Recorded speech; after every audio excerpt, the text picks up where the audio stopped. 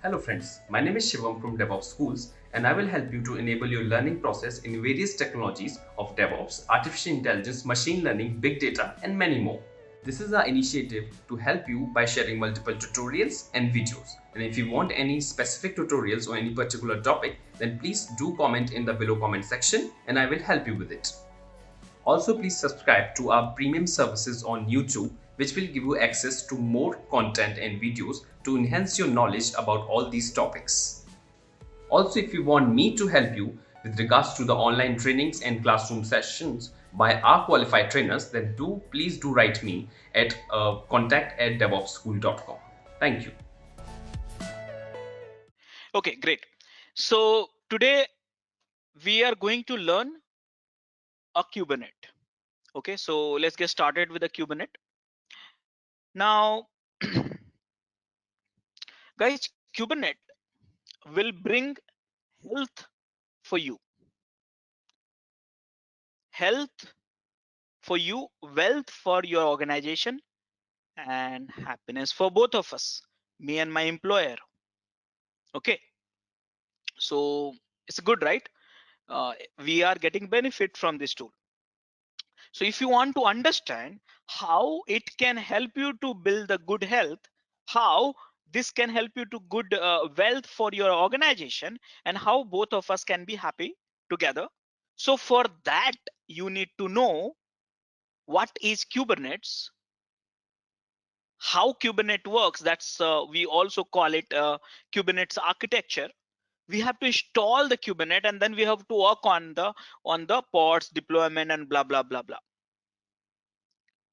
Okay, so that is the stuff. So we need to understand how Kubernetes can help you to bring health, wealth, and happiness. So let's get started. What is Kubernetes? So guys, one thing I would like to tell you here before getting into the what is Kubernetes. All of you, I don't know whether you are a developer, whether you are a QA, whether you are operations, whether you are IT, whether you are a DB, whether you are networking or any other profile, okay, you are working on. Please today, now, next 2 to 3 days, please feel as if you are in operations, the one, those person who's handling the production servers. Okay, so much of responsibilities you must be having to handle those production servers. Okay, so assume that as if you are doing that, you are a kind of person who's handling that production server. So if you think in that perspective, in those line, then you will understand the Kubernetes more easily, and then you understand the benefit of Kubernetes in a more better way. Okay, so please get into that picture. So what is Kubernetes? So in order to answer this question, what is Kubernetes, we need to understand where did it come from, what does it do, where does the name mean, what does the name mean, and why do we have it? So these are the 4 questions. If I answer, you will get to know what is a Kubernetes. So let's find it out from where did it come from. So guys, Kubernetes has come from the Google. Yes, it's born in Google, and in 2014 this got donated to CNCF. Now those who have no idea about the CNCF, please go to their website cncf.io and know about that. This is one of the community which owns at least more than 20 to 30 projects. All are very popular, and all are very good in demand. They have a very good demands in the market, and if you look at their valuations also is very pretty high actually. So look at the CNCF. It's a community, it's an organization which govern all the open source project under them, and you must be having some graduating project, undergraduating projects and stuff like that, incubating projects and all stuff like that. So just go and spend some time. So yes, overall Kubernetes is a product of CNCF which was donated by Google in 2014. Now this tool is written in Golang by default because it's coming from the Google's language is Golang, so it's written. You can download the source code from the GitHub, the one which you can find it out. Their website is kubernetes.io, Slack channels, Meetup channels, and all these are there. So yes, Kubernetes is coming from there. But we also believe the DNA is matching with the Bog and Omega. Now, what is Bog and what is Omega? Here, the DNA is matching with the Bog and Omega. So let me tell you guys here, I have no much knowledge on the what is Bog and what is Omega, but I know one thing for sure is that the kind of infrastructure which you are using every day and a night of Google searches, Gmail, this, that, and hundreds of services they have, you know that, which is never been down even for a single second, highly available, highly scalable, such a vast amount of applications which they are running, and such a vast amount of application what they're running with a few minimal people, few people. Just imagine why, how come? Because of Bog or because of Omega? So yes, Bog and Omega is a platform on which Google runs their applications. So it's a proprietary tool, Google's proprietary tool. Not much information is available in the public domain, but still you can find lots of blogs and all, so you can read it if you have interest. But here I'm not saying that Kubernetes, which is open source, which is basically a next version of Bog or Omega. No, I'm not saying that. All I'm saying is I am saying that the DNA is matching. That means Kubernetes has certain similar capability what Bog and Omega has it. And on top of that, Kubernetes has come from the Google. So we believe the DNA is matching, not the functionalities are matching. What functionality you have in Bog and Omega, we have very limited information in the public domain. But Kubernetes also has something similar capability. Using Kubernetes, you can run such a vast amount of application runtime environment in a data center with a minimal people. Okay, so that is the reason we call it Kubernetes DNA is matching with Bog and Omega. So guys, did you understand a little bit of idea about this? What is Kubernetes? Where did it come from? All of you? So is it like Kubernetes is a subset of Borg or Omega when we say DNA is matching? No, that's what I'm saying. I'm very clear about that. I don't know. I'm Okay. very clear about that. Only the DNA is matching. In a simple way, I'm trying to tell you, Kubernetes has something similar capability. Kubernetes also can manage such a vast amount of runtime environment for the application with a minimal management capability with a few people actually. How? Anyways, we will explore 2 days, next 3 days, I guess, with that. But I'm saying DNA is matching, not it's like extension or additional releases or maybe minimal releases of Bog and Omega. No, I'm not saying that. No one has claimed for it. Make sense? Yeah. So guys, what is the meaning of the Kubernetes? This is a very interesting slide actually. Okay, what is the meaning of the Kubernetes? So basically, this keyword Kubernetes has been taken from the one of the Greek word which is called helpsman. I don't know why every name has been coming from the Greek word helpsman only. We should be taking from the Sanskrit also, right? So, but yeah, this is from the Greek word that's called helpsman. What is the meaning of the helpsman? The person who steers a ship. So how it is correlated? Remember guys, think simple. You have such a small fishing boat, and that is also steered by one person. Okay, one person who control the entire ship, small ship. But you may have an aircraft carrier also, aircraft carrier, or or let's say such a largest petroleum vessels which export and import the petroleum, petrol and stuff like that. The size is maybe 600, 700 meters in. That also, such a large ship also is controlled by one person. So you have only one helmsman in a small fishing boat, and you have only one helmsman in the largest ship of the on this planet, and that person can control your boat, can control your ship. So same way, guys, what here we are trying to tell you is your data center may be constituted of only one server, or your data center may be constituted of 100 servers, or may 500 servers or 1000 servers. Only one tool can manage it entirely. And who is that? Kubernetes. Not you, Kubernetes. How? We need to know about that. So guys, Kubernetes is the helpsman for your data center for running applications with the minimal capabilities, with the minimal efforts, with the minimal resources. That's the one thing. So yeah, this is the definition of Kubernetes. In short, we call it KEDS.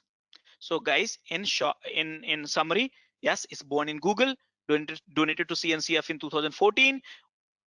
Open source, Apache 2.0 license, anyone can do whatever you want it. First ever release has happened in July 2015. It's a pretty new product actually. It's just a 5 years old. Okay, and from last 2 years, trust me, so many functionality has been added. Okay, written in Golang and rest of the things. So guys, this is the Kubernetes. So now you understood, okay, fine. This is a tool which can do lots of wonder thing. I got to know the origin of this particular tool, release, which organization which manages all this stuff. I got to know where to find the source code. But the question, most important question is, why should I use it? Maybe it has so many benefits, but I want to know the benefits first. So I will learn, I will try to learn, and then see that how it goes. So guys, we need to know why we need to use Kubernetes. And the answer is hidden in this slide. Look at it very carefully. The answer is hidden in this slide. What is this? Containers bring scalability challenges. That's a first statement. Because of that, we are using Kubernetes. And second statement, what we have is, we are starting to view the data center as a computer. Okay. So I don't know how many of you have understood, but I am not able to understand this. How this container brings scalability challenges, so we need Kubernetes. And how can we view the data center which has hundreds of computer, thousands of computer as a one computer? As a one computer. Why we need to view that whole computer as a one computer, one compute unit? I said I'm not asking you to imagine, but we need to look at that one compute unit. Why? So guys, these two statements we need to understand very well. I mean, in a nice way. Okay, these are the two reasons which we have. So we need a Kubernetes technology. So now you only, let's try to find out.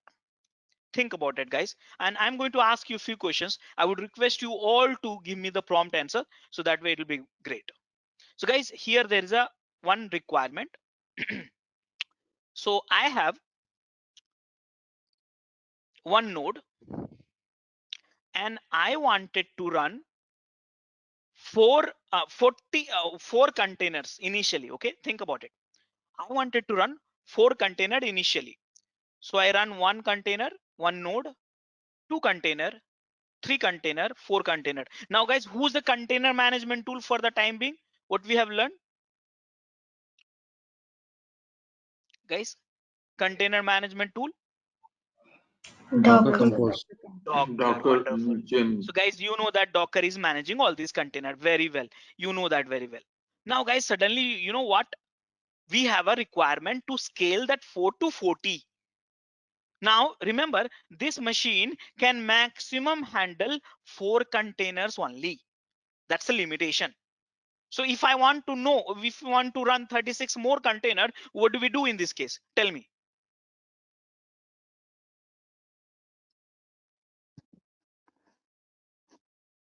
Either we need to have multiple Dockers or the Docker needs to scale up. So you are going to add more node, correct now?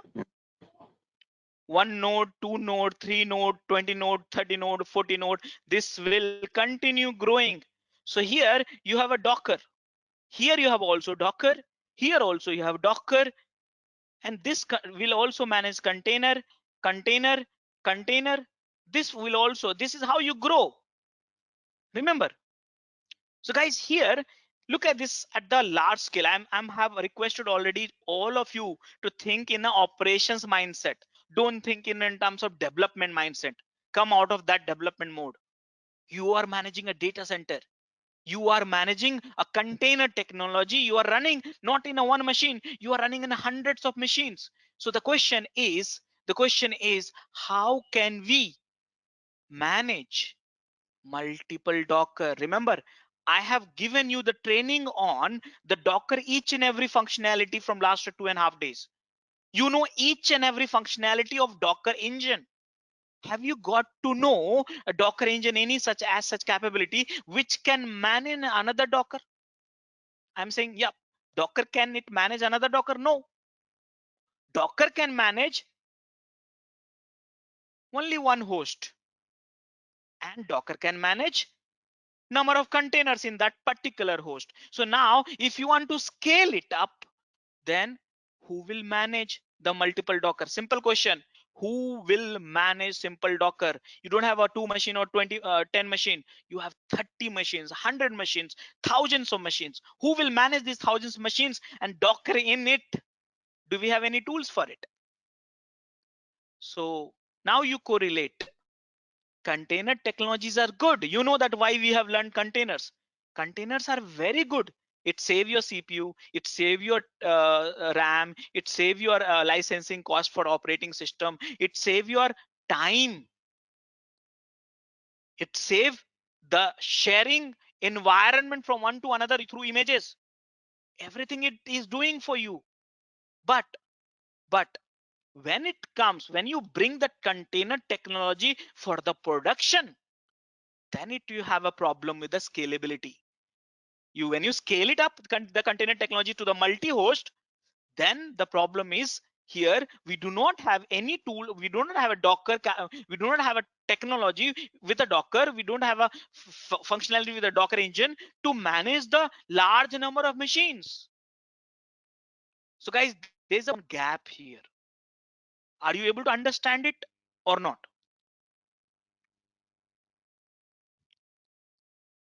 All of you? Yes, Harish. Yeah, so that is the first question, guys. That's the first question. Now, second question. Guys, think in this way.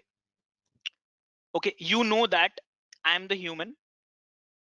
I will connect to the DNS server. DNS server will hit to the load balancer, and load balancer will hit the multiple Apache. 1 machine, 2 machine, 3 machines, 100 machines, and then app server, this continue. One load balancer, multiple load balancer, you have it in your production. I'm saying, stating all the time, reminding you, think in terms of operations. So this load balancer will balance hundreds of Apache. This load balancer will balance hundreds of Tomcat. This load balancer will balance 100 of database engine, and then finally database directory. Limited capability we have seen in the Docker Compose also. I've shown you. Okay, so guys, so here this container you are running, but what is your end goal? What is your end goal? To serving to your client, serving to your load balancer. So now you tell me, guys, think and then tell me. You can take up a time. What, based on your learnings with the Docker, tell me, can I load balance all 4, 3, 3, 10 containers by this load balancer? Can I load balance this, this, this all are Apache containers. Can I load balance? Tell me yes or no. And if you say yes, why Should so? be. Tell me. It should be right. It should be right because in the load balancer we generally kind of configure for different ports and nodes, right? So I think at the end of the day we know that it will be having a specific IP to access the Docker, right? Internally. Sir. Partially you are correct, partially you are wrong. Think one more time. I'm asking you to think, because I know that you are talking about, you are thinking about the load balancer, but you are not thinking about the containers. Think, tell me. Anyone else would like to comment on this?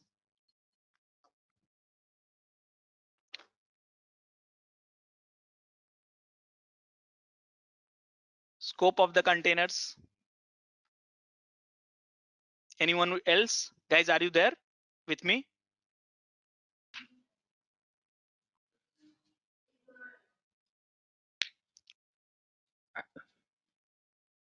Guys, you remember the I think if you containers set is up the networking that you can access all the containers from the load balancer, then you should be able to balance across them. Unless you're talking about but in something. reality only.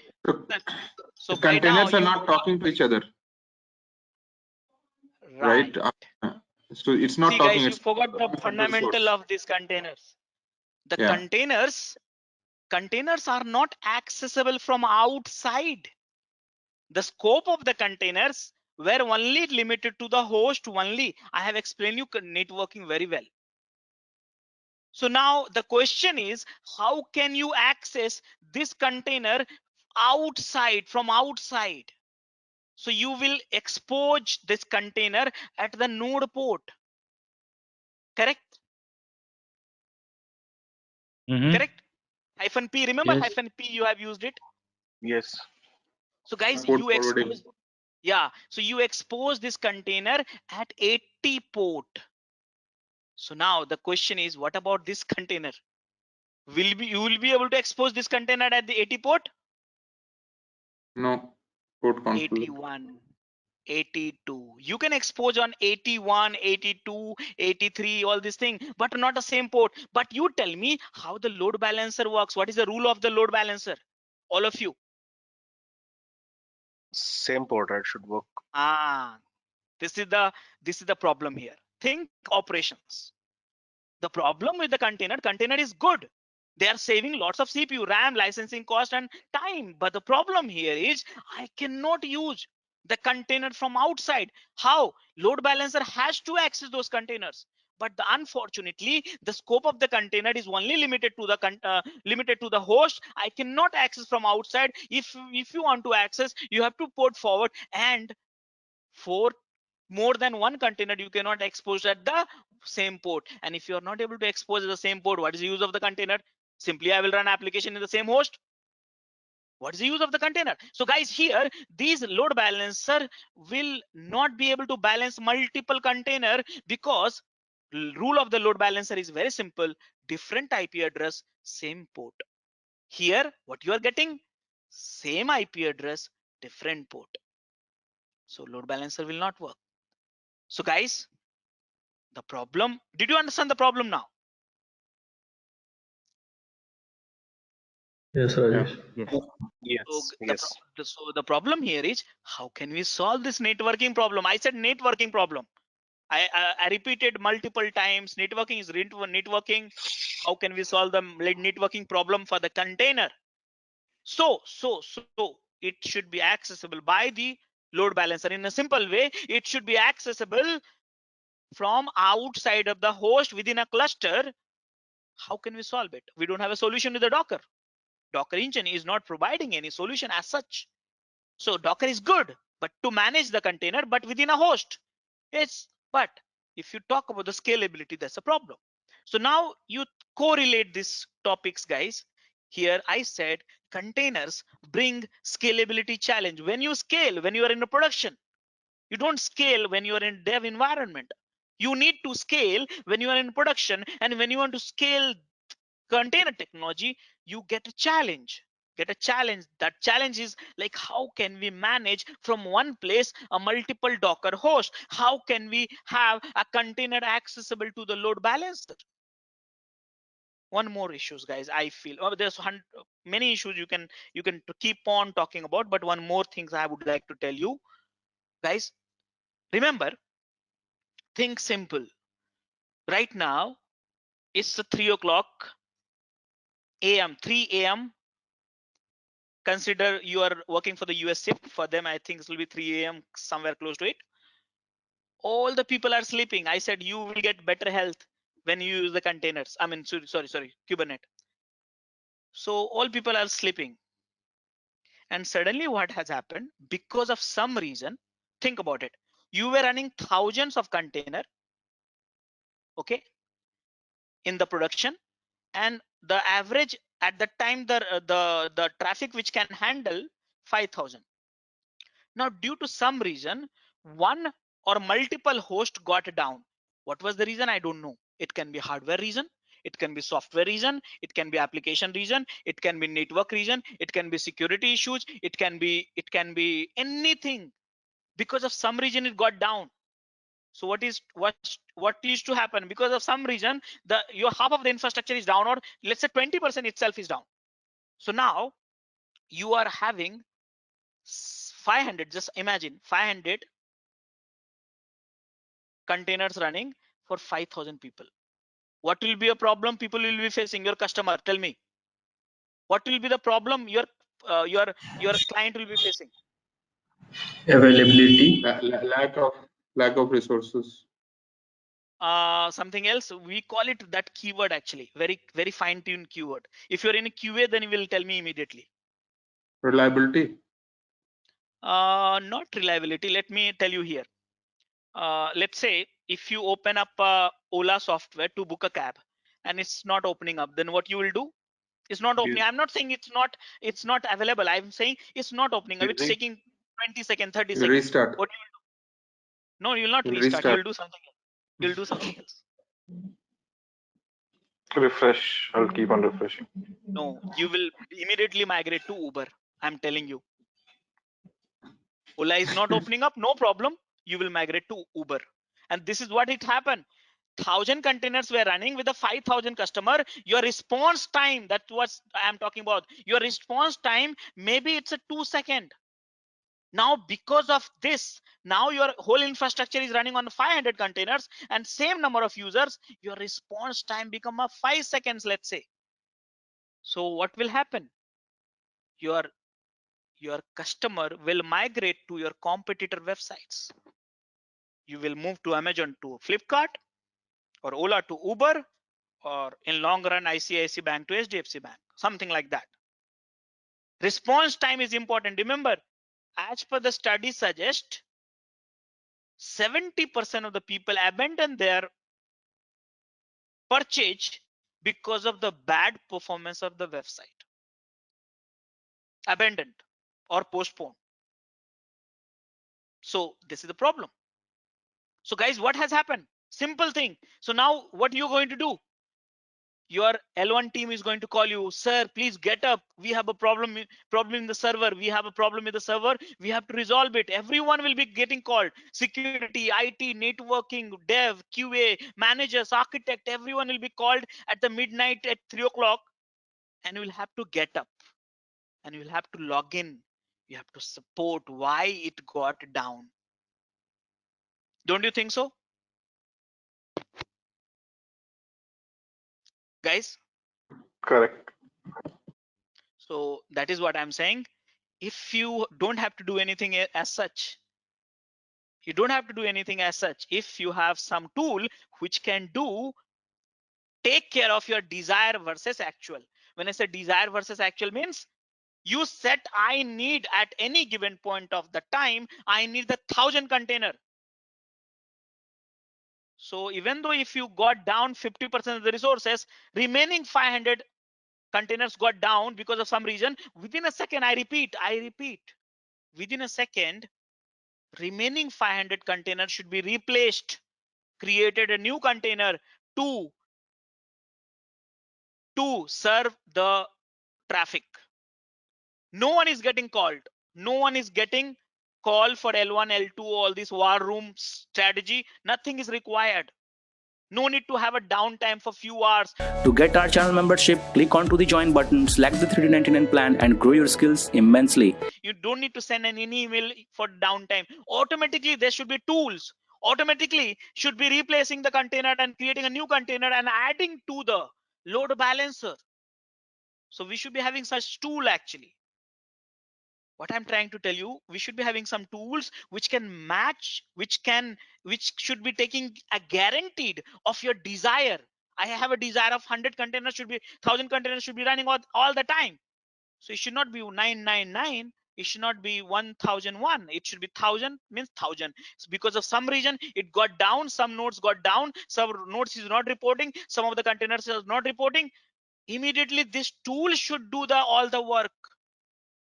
Not me, not you, we will not be getting called in the production in the midnight.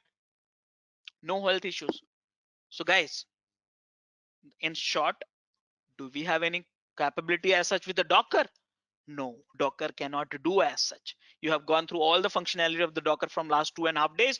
We did not find any as such capability. So in short, guys, containers bring scalability challenges. That means when you bring the containers technology to the production, you cannot manage multi-Docker host through the Docker engine. You cannot make the container accessible outside of the host through the Docker engine. You cannot manage the desire set, and it should be actual. You cannot set the actual and desire should be matched all the time. We don't have any capability. So guys, this is the problem with the containers. We don't have with this feature with the Docker. All these are question marks. So that is the reason when we bring the containers to technology to the operations production, that has a challenges. So now did you understand this statement? Containers bring scalability challenges. Did you understand that? Yep. Okay. Now guys, next question is, we are starting to view the data center as like one computer. So guys, when you talk about the container technology, think simple. Think simple. You have experienced the Docker from last 2.5 days. So tell me one thing. Let's say this is our node. Okay. And this node is powered by multiple hard disk. SSD. This is the disk. This multiple CPU. 1, 2, 3, 4. Multiple RAM. But on top of that, here Docker is installed. So tell me one thing, Docker, the one which you have here, Docker will view entire compute unit as a one compute unit or multiple? Tell me. In one node only. One computer unit. One compute unit, simple. And accordingly, they will allocate to the container. Simple. The rule is very simple. So guys, the problem here is you are running now container in the multi-host. Think simple. This node, this node, this node, this node, this node. So now, guys, there should be some tool here. There should be some tool here. You know, this tool will place the work as per their availability. Intelligent tool. Okay. So let's say you have this node, you have a 10 GB, but this node you have only 2 GB, and this node you have a 16 GB. This node you have some 20 GB. I don't care. But this tool should be very intelligent. Okay. And he should place all the work to all the node as per their availability. If this is a 10 GB, I will place few more extra container. If it is a 2 GB, I will place limited containers like that. Intelligent tool. Think you are not managing 1 or 2 machines, guys. Think simple. You are managing thousands of machines. You are the only single person. You're managing the thousands of machines. Can you do that? Can you allocate the resources? Can you assign the work? Work means when I say running the container in the host machine based on their availability, based on their limitation, all this thing. Can you handle this alone or a team of 4 or 5 people? No, it's a very difficult task. But guys, can we outsource this work to someone else, something else? So guys, that way, we need a tool. Think about it. We need a tool, no matter how many nodes you have added into that, and each node how many CPU, RAM, and storage you have it. But we need an intelligent tool who should view entire data center as one computer, and he can place that work. Work means container to the node as per their availability.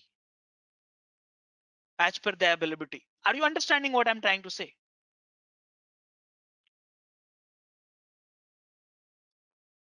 Yes. Guys, yes. So we have to start viewing the data center is one as a one computer. Why we have to start viewing? Because of we are in a container world, guys.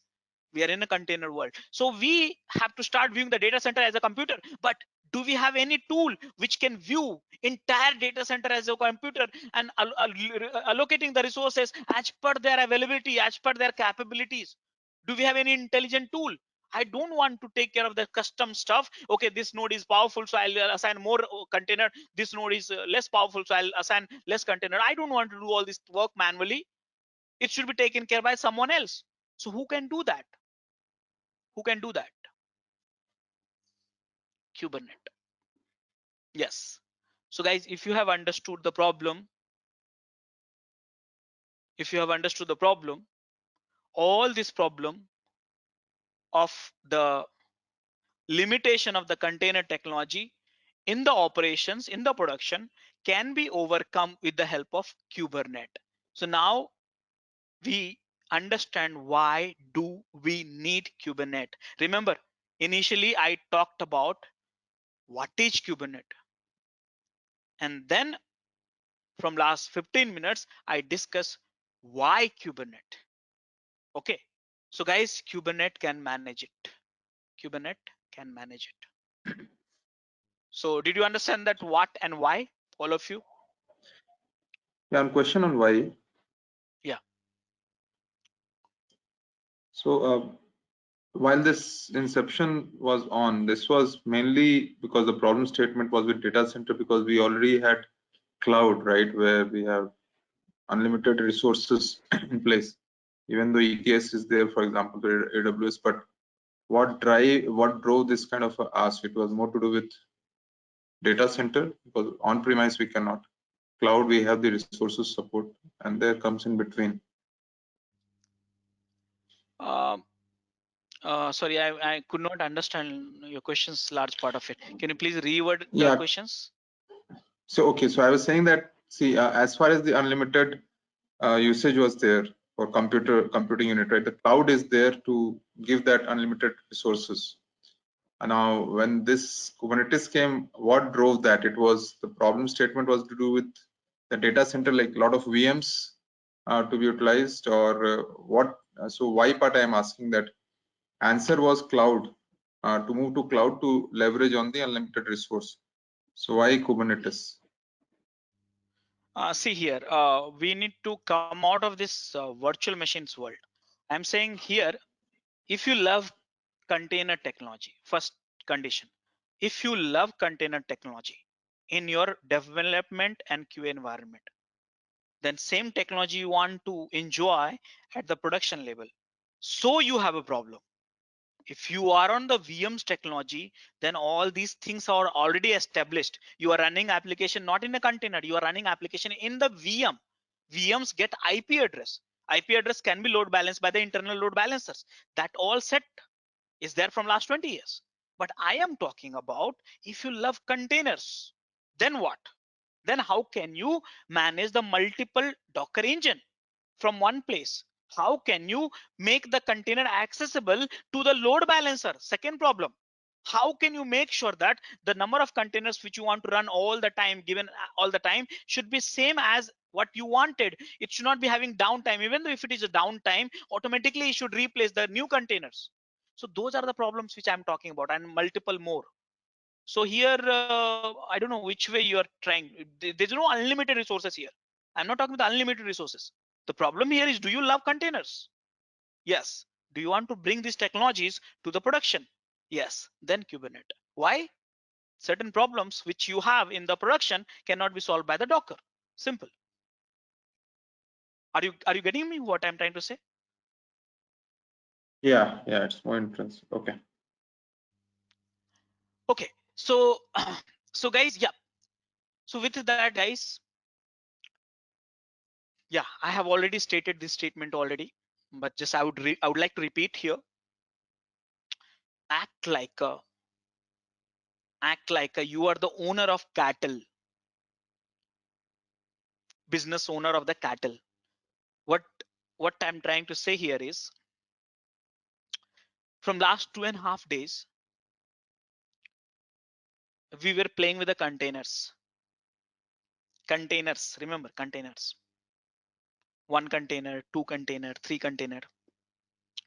So yeah, you may be having some pets in your house also. I'm damn sure about it. Some of you must be having. You may be having 1 pet or 2 pet.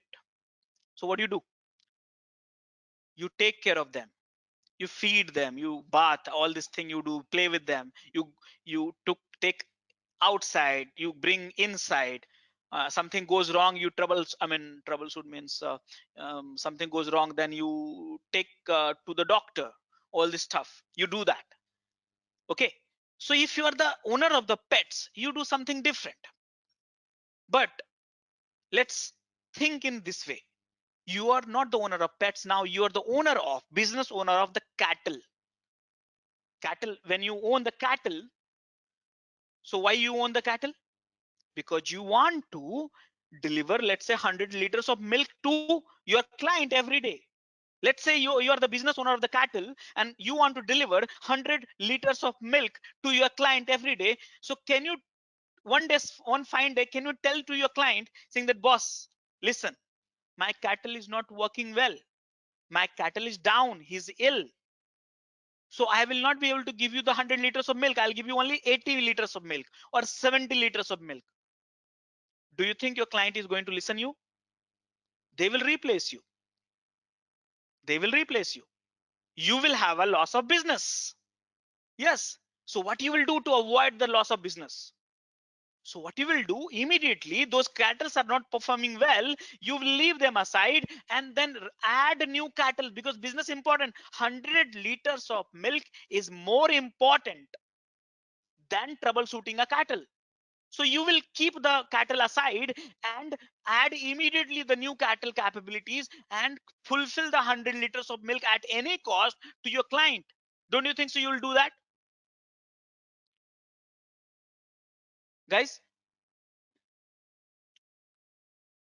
Hello. Yes, sir. Yes. So guys, in this session, in the Kubernetes session, act like a cattle business owner. Do not talk about pets business, like, okay, I want to play with the containers, I want to go inside a containers, I want to come outside of the containers, I want to see the logs of the container, I want to see container got stopped, I want to start the container. All this thing is gone. Pets business, you did it already with the Docker. Now when you are in a Kubernetes session, you have to imagine you are the cattle business. That means you are in operation, you're in production.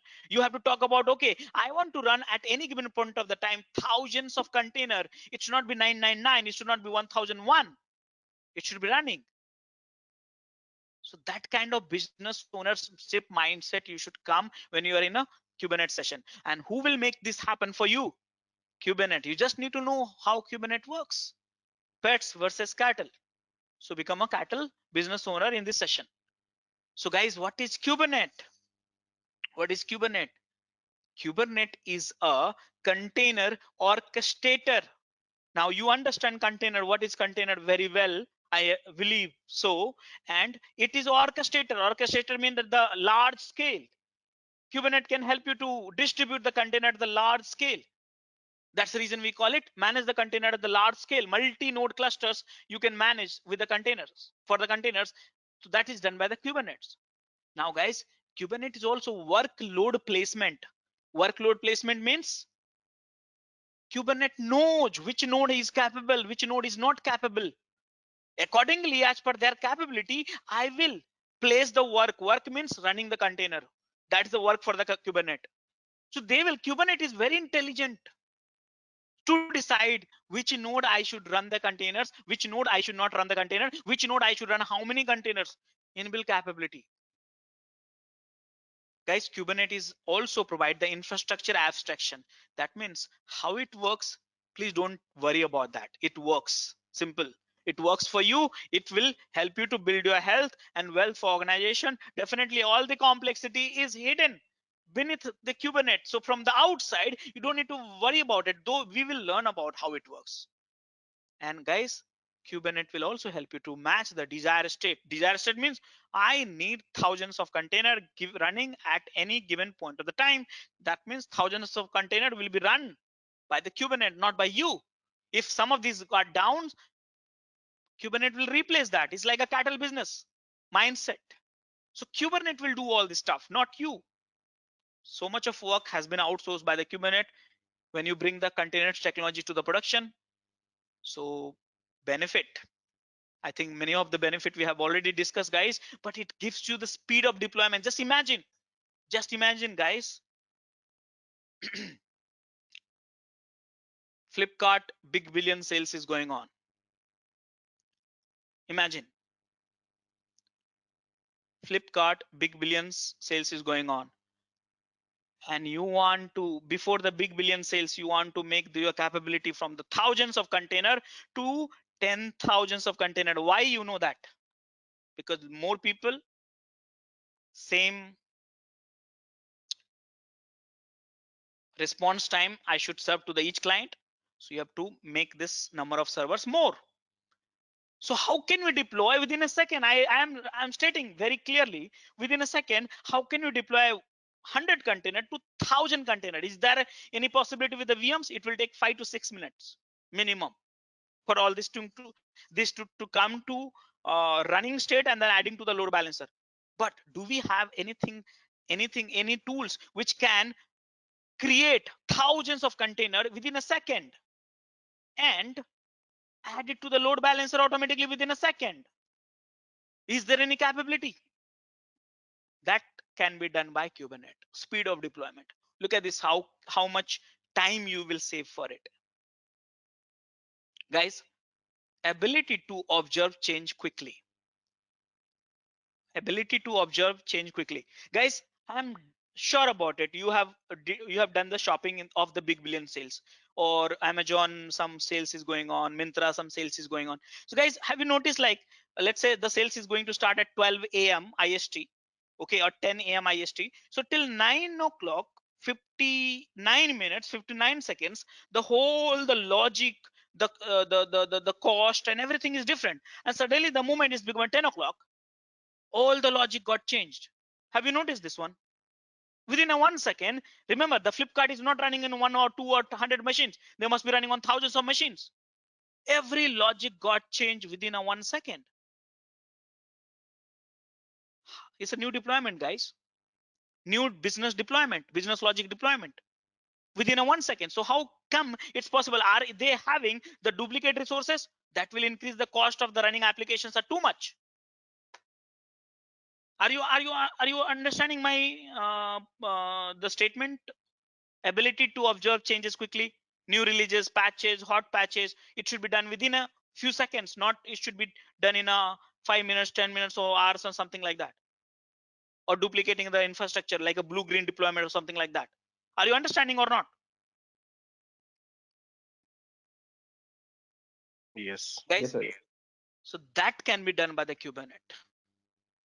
Third benefit is ability to recover quickly. Recover means something goes wrong in all the servers, some bad code, bad testing has happened, some functionality has been broken. I want to roll back quickly within a second. I said second, not minute, not hours. Can we do that? Kubernetes can help you here. At the same time, all the complexity which is hidden in the cluster, it's not bothering you. You don't have to do anything as such. Everything is hidden. So these are some of the benefits of the Kubernetes. So Kubernetes is moving fast. So the best way to be in line with the Kubernetes technology is to be using the Kubernetes because it's moving fast. So whatever you learn today, many things might not get relevant next year because so much of changes is happening. But the foundation will remain same. But many other things will keep getting added. Many things getting deprecated and stuff like that. So yes, guys. So by now we have tried to understood what is Kubernetes and why do we need Kubernetes? Why do we need Kubernetes? But if you have an interest to know how Kubernetes works, how Kubernetes can give me so much of benefit, it can help you to bring the health for you, wealth for organization, can help you to orchestrate the containers, can help you to solve the networking problem, can help you to workload placement, can help you to the matching the desired state, can help you to do the rollout, the new releases within a second, roll back the new release in a second, old release in the second. Many things. How can it be possible? How it works basically? I want to know this, how this magic works. So the answer is hidden in the Kubernetes architecture, which is the next session. So guys, before talking about the next session, before talking about the how Kubernetes works, do you have any questions? Please enroll our general membership for $399 plan to get access of all the parts. Along with that, you can access our other tutorials such as Docker, Ansible, Jenkins, Terraform, Splunk, AWS, Azure, and various other DevOps related premium tutorials with our channel membership. If you would have any issues with our channel membership, you can drop an email to us at contact@devopsschool.com, or you can also unsubscribe from channel membership anytime if you don't want to continue or did not like the video. To get our channel membership, click onto the join button, select the $399 plan and grow your skills immensely. Please be kind enough to like it, and you can comment any of your doubts and queries. We will reply to them at the earliest. Thanks for watching.